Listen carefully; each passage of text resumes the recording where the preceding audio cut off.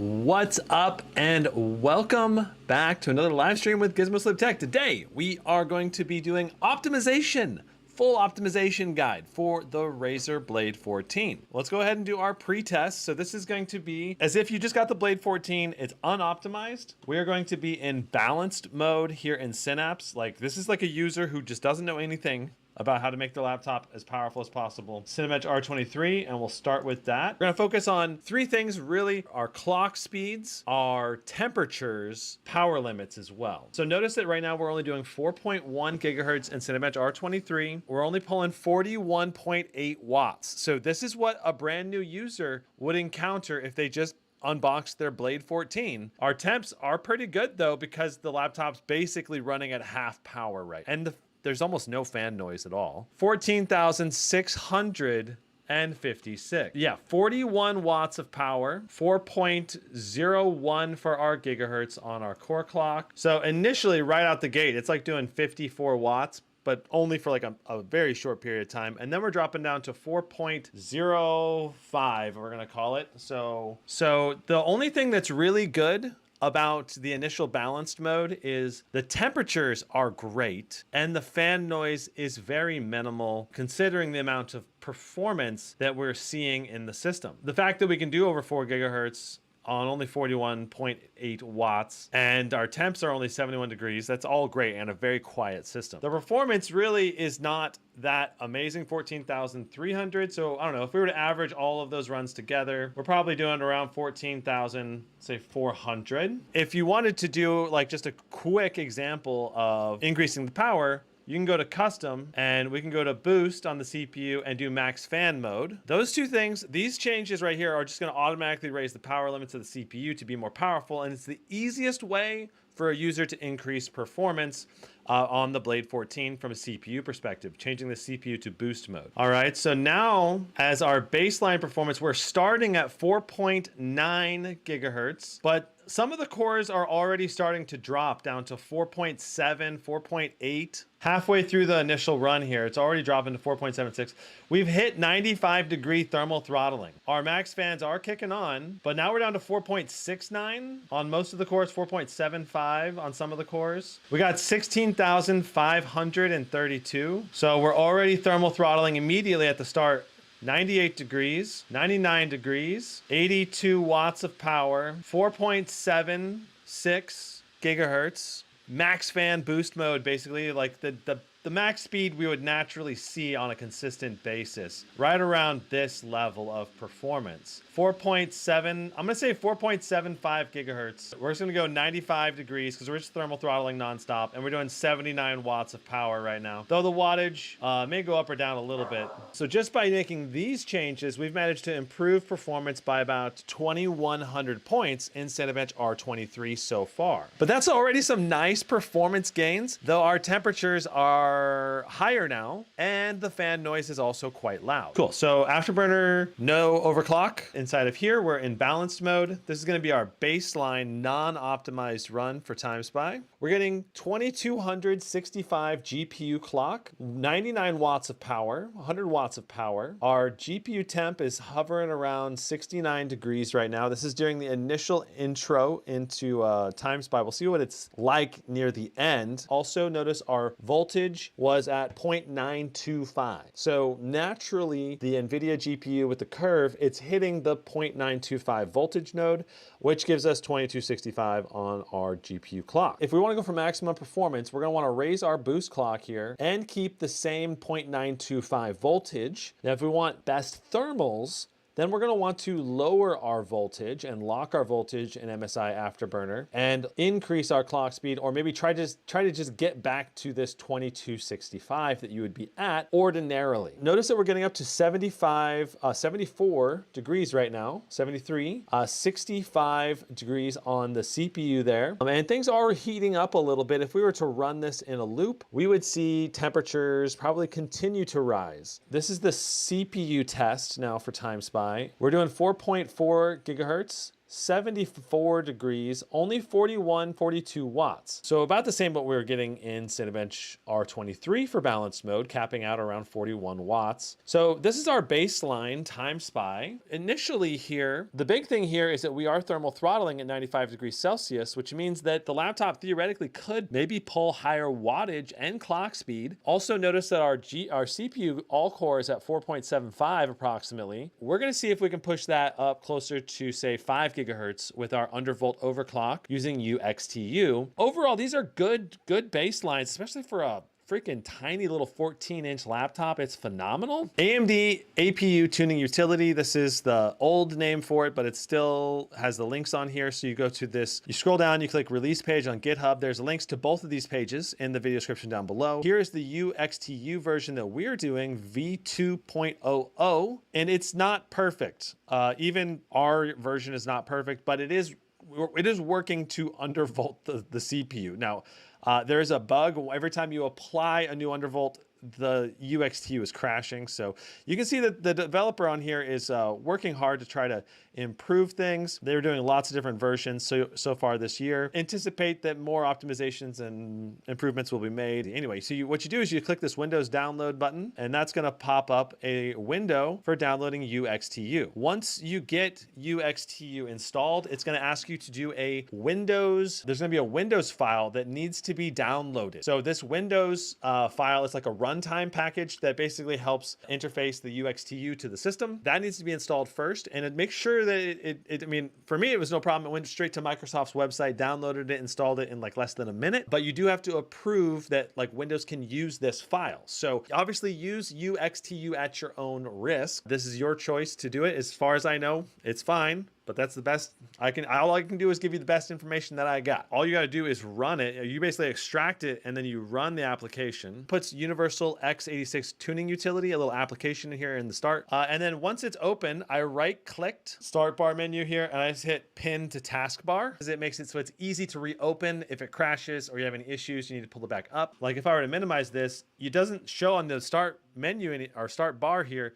It actually just goes into being a task in this little pop-up window down here. I have not messed around with all the different settings in here. There are a lot of them. What I've touched so far in here in my optimization of the CPU is just going down to the custom mode here. Then you scroll down and you do AMD Curve Optimizer. Now what this is going to do, it's a lot like this Curve and MSI Afterburner. It just basically makes it so that the CPU running at the same voltage goes to a higher clock speed. It like raises the clock speed higher for the target at that same voltage level. So essentially you're overclocking the system. Like if we use UxTU and then we put it in the laptop in balanced mode, it will still hit a higher clock speed no matter what mode you're in. It's just a matter of across the whole wattage range, the target clock speed for that level of electricity is higher.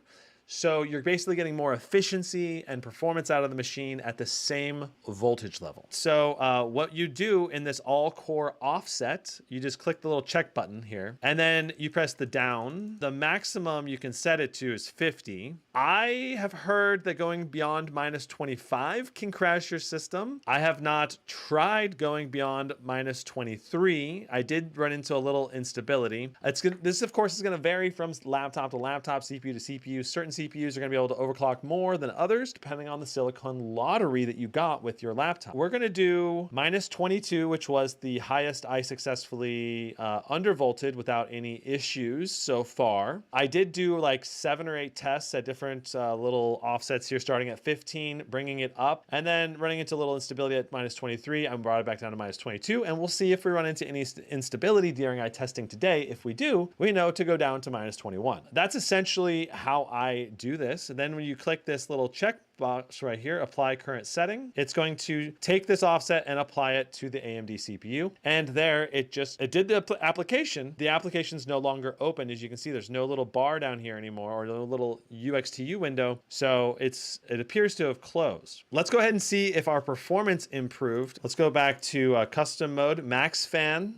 Then we're going to go ahead and put the laptop on the IETS GT500 laptop cooler. This guy fits right in here, but you do have to make sure that you use the inside insert here It's designed for smaller laptops. You can take this out for bigger laptops, but you want that insert in for this size of a laptop. And the Blade 14 fits right here on the GT500 perfectly with seal all the way around. So I'm gonna go and turn that sucker on. I'm gonna make sure the fan's up to max. 35 degrees for our idle temps. Those are very low. All right, let's go ahead and run. So starting out, we're doing 5.1 on one of the cores, 5.4. Some of the cores are doing 4.7. Okay, now they're all doing over 5. Our temp right now is 85 degrees on the CPU. CPU package power doing 79.8. So we're no longer hitting thermal throttling immediately, which is great. And look at our core clock. It's still above 5 or right at 4.99. A lot of the cores above 5. 16,829. Not too much of an improvement. Our CPU is still not thermal throttling, even though this is our second run now. 17,111. So we broke the 17,000 mark now. You know, it's interesting, our wattage here, we're actually pulling a little bit less watts than what we were pulling before. Isn't that interesting? Maybe it's because we're undervolted now and we're hitting the max core clock and it doesn't need to pull the additional wattage. Our wattage pull is super interesting because it's only doing 77 watts and we're getting more performance with less wattage. Overall, we saw a drop in temps of 7 degrees. We saw an increase in clock speed by about 0.25 gigahertz. Cinebench R23 score went up about 1100. That's a phenomenal gain overall. You're basically doing 14,000, well, let's do 17,900. That's 3,500 increase. That's a 24% gain in performance by optimizing our settings. This 16,482, this is achievable without hardly any additional things, just changing a few settings in Synapse. And then pushing UxTU and a laptop cooler, but it's basically like, let's say it's about 1,000-point gain on 17,000, because that's really what I think the gain is. So 5.8% or about 6% for our undervolting gains when comparing like to like, max fan mode to max fan mode. 24% gains comparing max fan mode with undervolting with a laptop cooler versus completely unoptimized. MSI Afterburner, this is a utility that you can use to monitor, overclock your GPU. When you download MSI Afterburner, just click this download button. It'll pop up with a little window. You download that thing, you install it, and it's going to install 2 applications. It's going to install MSI Afterburner, and it's going to install Riva Tuner, which is the overlay tool.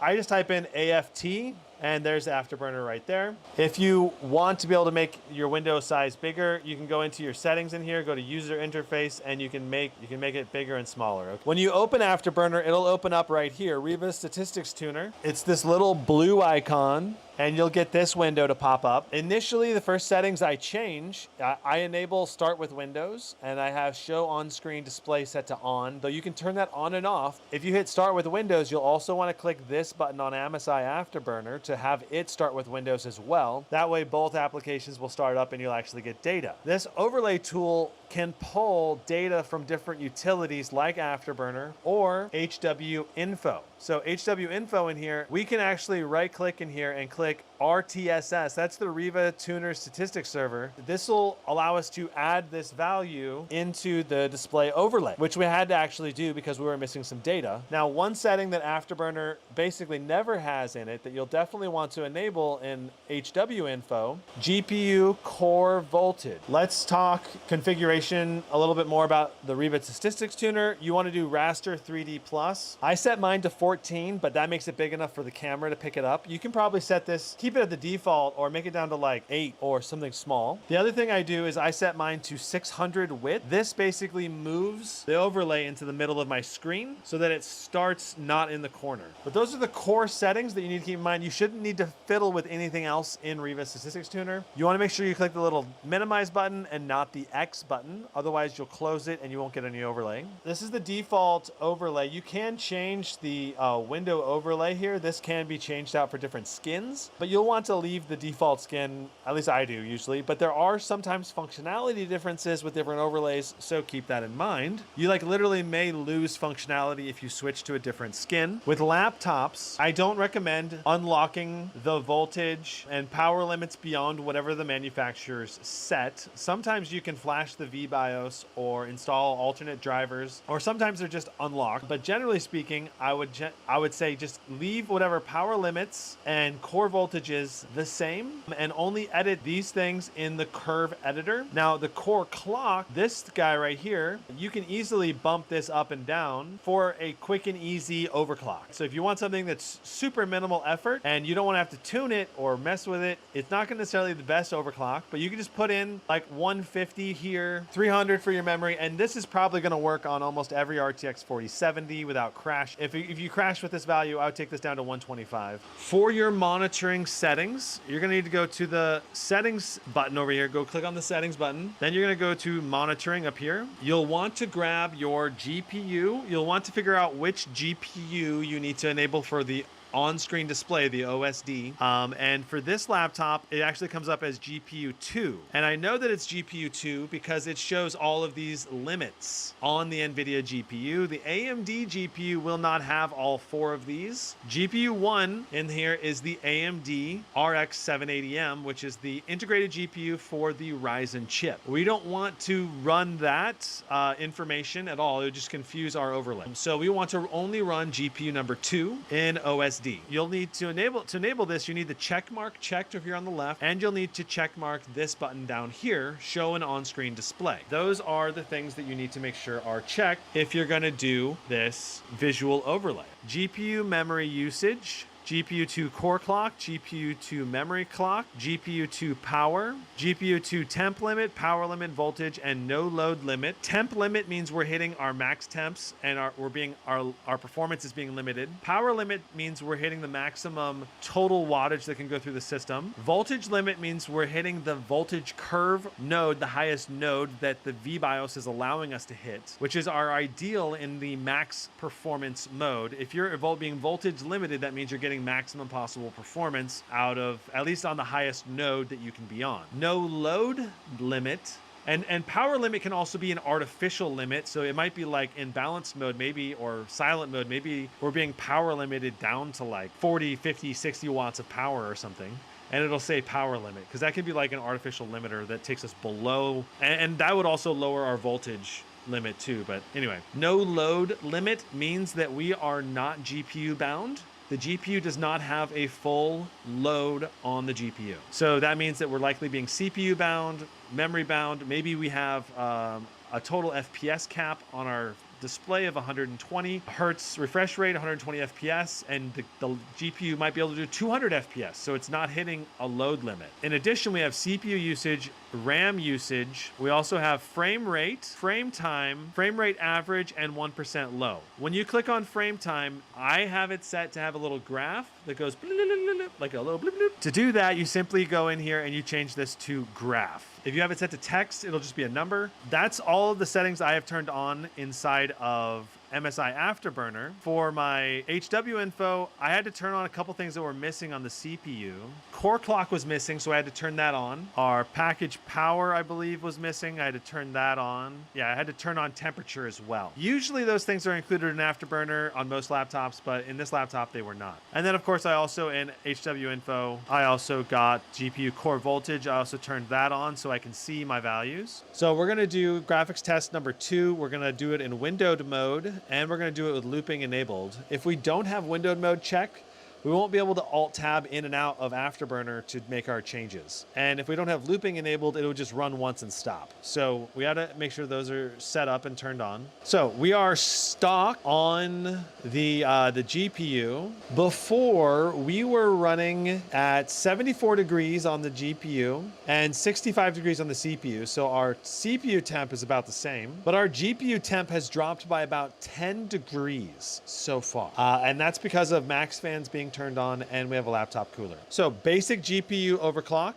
Right now it's showing that we're hitting 0.925 voltage. You can see it right here. All right. This is turned on in the HW info for the GPU core voltage. We're at 2265. And if you look here, I can press tab to move between these. Okay. So tab goes that way. Shift tab brings me back the other way. But you can see at 9.925, the target clock speed actually says 2280 here. 2280 is the target clock speed, but we're hitting that 9.925 0.925 voltage node all the time. These are the GPU clocks. These are the GPU wattages along the bottom here, or sorry, voltages. So essentially, if we want to go for maximum performance, what we want is for the GPU to stay on this voltage node, and we want our clock speed on this voltage node to go up. So to do that, we're gonna press the up arrow. Every time we press the up arrow, it goes up 1 clock speed. And if we press control, it'll jump up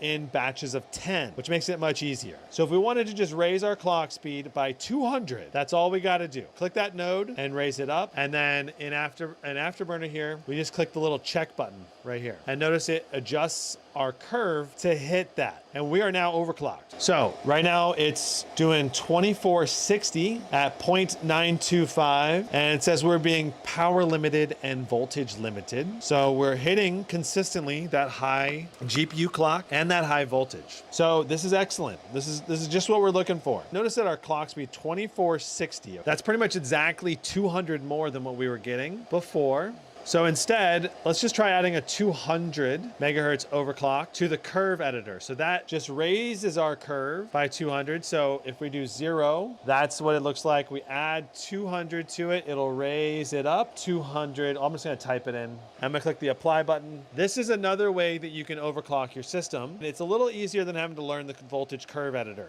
But the thing is, if you do just this, you're not going to be able to ever undervolt your system because you're not going to be locking your voltage to a lower voltage node. That's the thing. So that's the primary difference. And in addition, we can also we can press Control L to try to lock. See that vertical yellow line? We can lock the voltage to a specific node to where we tell the VBIOS to try to target this node so it doesn't step down in voltage. I'm going to add a little bit more of an overclock using this curve editor here. I just stepped us up to plus 240 basically. And now look at our GPU.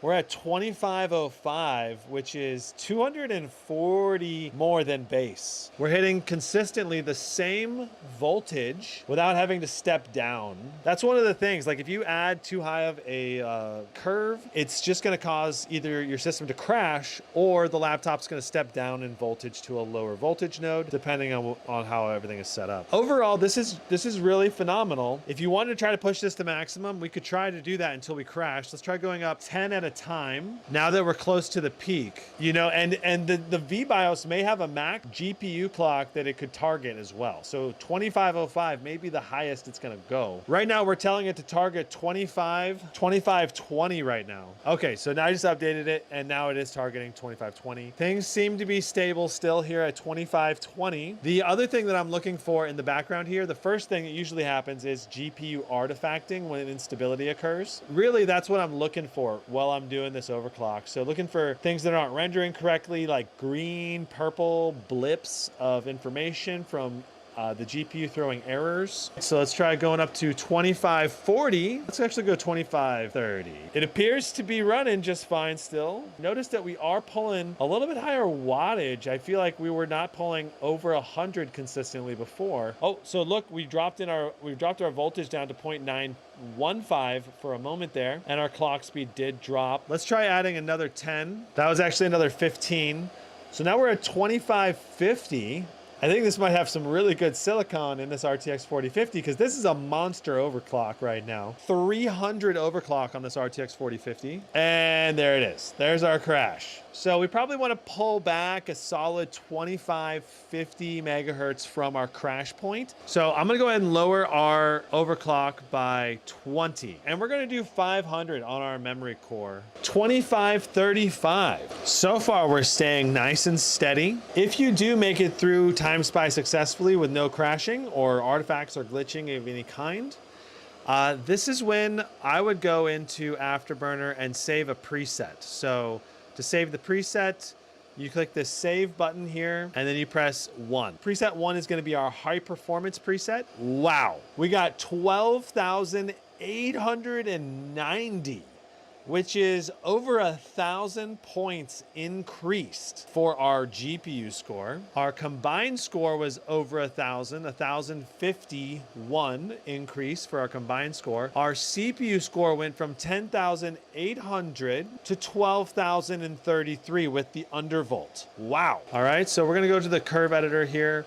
We're gonna reset. This is the button to reset. We want to be at 0.925, and then we're gonna step down from there. We're gonna step all the way down to 825. So a whole 100 millivolts. I'm not sure if this is actually gonna be stable or not. And then we're gonna overclock. We're gonna go up to 22. Let's do 75 millivolts, all right? That might have been too aggressive of an undervolt. 2260, all right? I'm gonna press Control L on that 2260. Now that we've raised it up, this is 850 millivolts. And we're gonna go ahead and lock, save our settings here, click the check mark. We're gonna be locked to that voltage and clock speed. It should be nice and stable. Here we are, we're getting 2250, which is almost exactly the level of GPU clock we had as a baseline. I think we had 2260. 2265. This is the original performance of the system. But look at our wattage now. Only 87 watts, 86 watts, it's only 60 degrees, 59 degrees now on that GPU. If you're okay with the level of performance you get out of the box with the Blade 14, then this is what I would recommend doing, probably undervolting that GPU so the voltage stays low, our temps stay low, fans can run quieter if you want, and the system overall runs really, really well. So now if I ever want to apply my max performance overclock, I can press 1. If I want my most efficient overclock, I can press 2. We are ready to move into our gameplay testing. Let's get into Apex Legends. I'm already seeing 8 degrees cooler on the GPU. 12 FPS increase with an overclock. All right, laptop cooler, undervolt, overclock. Let's see what's going on here, okay? Our 1% low is also 3 FPS higher. All right, so our GPU temperature, 67 versus 71. Our CPU temperature, 88 versus 74. Our CPU clock speed right now bouncing between 4.5 and 5 gigahertz. So not only is our CPU at a better temp, but it's also at a higher core clock. Yeah, it's clearly higher performance in the range of 7 to 12 FPS more. It's hard to get an exact average. All right, so this is from my Blade 14 unboxing review, and this was what the map, this is the map that was available at the time. 4.2 gigahertz on that CPU, 4.4 right now. We're pulling 31 watts. We're at 63 degrees. So pretty good temps and pretty good CPU performance. Our GPU is at only 58 watts, 58 degrees Celsius, 73% utilization. So not really utilizing that CPU to the maximum. We've averaged so far 106 FPS in Warzone 2. Wow, 120 FPS. We were doing 104 previously, but this is a massive improvement. Obviously, the game is changing a lot constantly. All right, so notice our GPU clock speed is not as high as it was. Notice our CPU clock is quite a bit higher, 4.9 gigahertz on that CPU clock, which is pretty massive increase. Okay, here we are. Let's go ahead and see if we don't crash this time. Okay, 116 FPS versus before we were doing 107, 105. Looking at our CPU clock speeds, we were definitely doing more, a higher clock speed level. 115 FPS in the Gulag. We were doing 108 FPS in the Gulag before. There's your Warzone test. It certainly seems like, I don't know, 5 to 10 FPS increase at least. The first time I tested it, 237 basically. I'm not seeing too much of a difference in the FPS counter. It's gonna be hard to tell. I have to actually see the average. In the smoke, both going down to the 40s, but I think we saw 47 as the low versus 41. 241 versus 236.8. We only gained about 5 FPS. That's a pretty minor gain for all of the little steps we've done today. Next is God of War. Okay, so this is going to be done on QHD Plus, which is 2560 by 1600. So again, about a 5 FPS gain so far on average from this overclock undervolt. So 65 versus 71. You know, it's interesting. Our CPU temp and wattage is higher this time. 31 watts versus 45 watts. Our clock speed on this CPU is also higher at 4.8 to 5 gigahertz. So we're getting, now it's 2. I don't know, it's interesting. This just keeps jumping around. Our GPU temp is about the same. Our wattage is higher though. Nice performance gain, both in the 1% low as well as overall FPS going up 6. So about a 9% FPS gain overall, like a 20% gain to our 1% lows, at least during this test. Go into Cyberpunk 2077. Video full screen 2560 by 1600. Ray tracing set to ultra. Frame generation is enabled. DLSS is set to quality. Whoa. Our frame time graph is not looking nearly as consistent. What an interesting... Our GPU wattage is also dropping much lower, 83. It's showing high GPU boost clocks, but our actual performance appears to be regressing right now. Makes me wonder if the GPU driver may have crashed or something, but you can see our according to this, we're getting the correct voltage and the correct GPU boost clock, but our power is way lower. Our power utilization is much lower than even the stock settings, so something is going on here. Our CPU is pulling higher levels of wattage. We had worse 1% low stutters too. I don't know, chat, that was a weird one. That was a weird result for sure. Let's move on to Hogwarts Legacy. Okay, so here's our settings. Ultra settings, low textures, ray tracing on ray tracing enabled, DLSS on quality, frame generation on, uncapped frame rate. We are ready to go. Just looking at some stats here real quick. 2490 on the GPU boost clock, 2265 on the stock, 81 watts of power, 75 originally. So that overclock demanding a little more juice, it seems like. The CPU also taking more juice at 42, 43, 45 watts here. And that also leads to a higher temperature despite being on a laptop cooler. So far, averaging 5 more FPS, 6 more FPS. Very interesting. Nice. We're getting some nice performance gains here in Hogwarts. So 6131, 6635. So we got 5 FPS gain on our average, 4 FPS gain on our 1% lows. And that's certainly a that's going to be a, I don't know about noticeable, but that's a measurable improvement for sure. So that's good. It's pulling 65 watts loading in on the original, and on the new one it's doing 72 watts. Even just loading into the game, we're pulling 6 more watts now after using UxTU. So we want ultra preset with DLSS on quality. Now we're doing 7 more FPS for both the average and the 1% low. Pretty interesting. 6 more FPS for our average, 5 more for our 1% low. Looking at our CPU wattage, pulling 20 more watts through that CPU. We're hitting 100% GPU utilization. We're hitting 100% GPU utilization in both systems. That's the thing. So really, we're just getting an increase to our temperature while not really seeing too much of a performance gain, really. Well, we are seeing a performance gain, but still. Despite pulling more wattage on the CPU and GPU, the GPU temp is still the same. All right, we're walking now. This is the official benchmark area. Still about 6 more FPS. 1% lows appear to be very similar. 82 FPS, 76 for our 1% low, or 76 for our stock. Our overclock gave us 6 FPS increase. That's going to be what, like a 7% gain overall in dead space. But the interesting thing to me is that CPU power limit increase just is not. I don't know if it's the UxTU causing that CPU power increase, like I said, or if it's the Synapse when maybe went through an update that allows the power limit to go higher under a dual load. I'm not sure. Being GPU bound in both scenarios just means that, you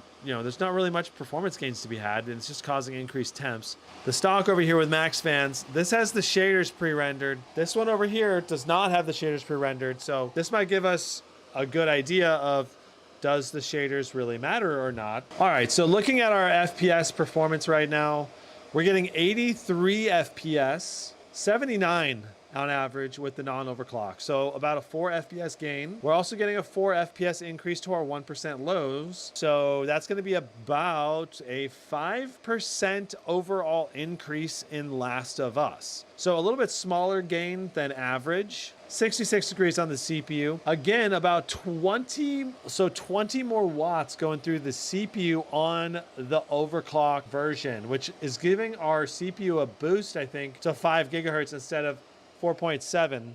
And again, that must be UxTU doing that. And we are GPU bound anyway. So again, using UxTU inside of gaming scenarios may just abnormally raise your temps. Dying Light 2 is our next game. 77 on stock settings, 84 right now on the overclock.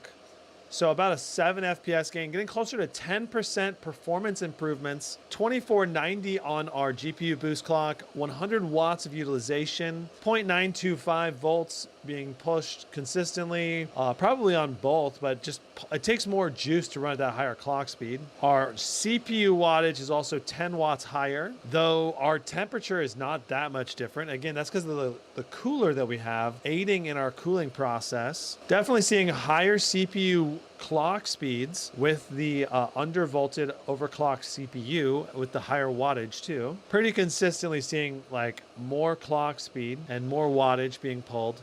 But we are, again, GPU bound with 100% GPU utilization. So theoretically, the CPU increased performance should not affect things very much in this GPU bound game. 80 FPS versus 89 FPS. That actually brings us up to like a 12% performance gain here in Dying Light 2. 79 for our median, 88 for our median on the overclock. So that's a 9 FPS gain exact, and at 79 FPS, a 9 is like a 12% performance gain. That is very, very nice. Our 1% low performance, pretty similar, but about 5 FPS higher for our 1% lows. 92 average here versus 86. So far, about 5 to 6 FPS increase, which is about a 7 to 8% performance gain. Again, our CPU clock hitting higher FPS. I bet you our CPU clock hitting higher is boosting our 1% lows. And then our GPU clock being higher is boosting our average FPS to be a little bit higher. Now, our 1% lows just got messed up because we switched loading scenes from one scene to the other scene. Again, seeing more wattage on the CPU and the GPU now. The CPU temps are still in a reasonable range, and that is, I believe, going to be helping our 1% lows quite noticeably. Overall average now, 7 FPS higher, 89 FPS versus 95 FPS. So 6 FPS gain on a total of 89 FPS and a half, 7-ish% performance gain in Shadow of the Tomb Raider. Let's move on to The Witcher 3, our last game, and then we'll summarize everything. All right, definitely hitting higher FPS, like 7 FPS higher right now, actually. Pretty noticeable gain. Our 1% low is also, again, higher, 6 FPS higher. A 6 FPS gain. That's going to be about a 9% improvement overall. Again, a 6 FPS gain on our 1% lows, which are arguably more important. And that's like an 11% gain in our FPS on our 1% lows. Not bad at all. Like that's actually pretty dang good for a overclock. So summarizing everything we found out about this Blade 14 optimization, Cinebench R23, 24% performance gain by doing everything from like straight balanced mode to undervolted and all the settings on the Synapse set correctly. If you were doing just a small tweak, you're still going to see noticeable gains just changing Synapse settings. Going from 17,000 to 18,000 in Cinebench R23 with undervolting enabled is a noticeable increase. It's a nice increase, actually. Time Spy score, I think, was very impressive. Stock score was 11,874. With the overclock, we went over 1,000 points more at 12,900 something. Almost breaking 13,000 in a 14-inch chassis is just awesome to see. I think the biggest downside to the undervolting that we did, right, the undervolting overclocking we did in the games, is we did see a couple crashes. So we had to lower our GPU overclock twice, from 265 then down to like 245 to then 235 was our final GPU overclock. And we were going for max performance today. We weren't necessarily going for max temps. If we were going for maximum temps, obviously we could not have our power limit increased to 45, 50 or whatever in the games. Keeping it at that 30 mark, it gives us the vast majority of performance, the Ryzen 9 7940HS. So that's one thing I would do differently if I was trying to optimize for best temperatures while still getting the vast majority of performance. And I'm not sure exactly which setting was messing that up. Then the second thing is if I was just going to try to go for best temps, you know, then you're talking about undervolting that GPU and not trying to ramp to max clock speeds, right? We would try to drop down to like 875 millivolts instead of 925, and then trying to hit that 2265 base clock for the GPU to get us back to the base level of performance. And that would give us our best overall temps without losing any performance. You can even go lower with your boost clock, as well as lowering your undervolt to a lower level, and maybe you know, down to 2000 or 2100 if you really want low temps, or you really want almost no fan noise. You want extremely quiet fan noise. Then you can get the GPU down to like only 65, 75 watts of power under full load, and you're going to be like getting 90% of the performance that you normally would get, but at much quieter fan speeds and lower temps. So yeah, so overall in the games, we were seeing probably on average around 8% performance gains. I mean, really with the GPU, we were mainly just seeing overclocking, right? That's pretty much all we did for the GPU today. We just overclocked it in all of the tests, except for the time when we were doing for best thermals. And we saw that performance gain, you know, like instead of spending thousands of dollars more on a more expensive GPU, you could theoretically overclock the GPU you have to give you that extra performance gain, which in certain titles, it's going to be more noticeable than others. But in general, a nice 7-8% performance gain on your FPS is nice. Like otherwise, you know, the main reason we were getting slightly higher temps was because of that CPU wattage increase. And of course, the other big thing we had today was our increase to our 1% lows. Honestly, the 1% low increase was pretty consistently about the same as the average, but because 1% lows, more important, if you have a 10% increase to 1% lows, that's going to be, I think, more noticeable than a 10% increase to average FPS. So hopefully this was helpful for you to see how much performance gain you can get with an overclock. That overclocking your GPU is still worth it, especially if you're keeping it at the same exact voltage level, but just increasing the GPU boost clock. And as long as you're not pushing it so far that you're running into any instability. Like, all right, see you in the next one. Bye.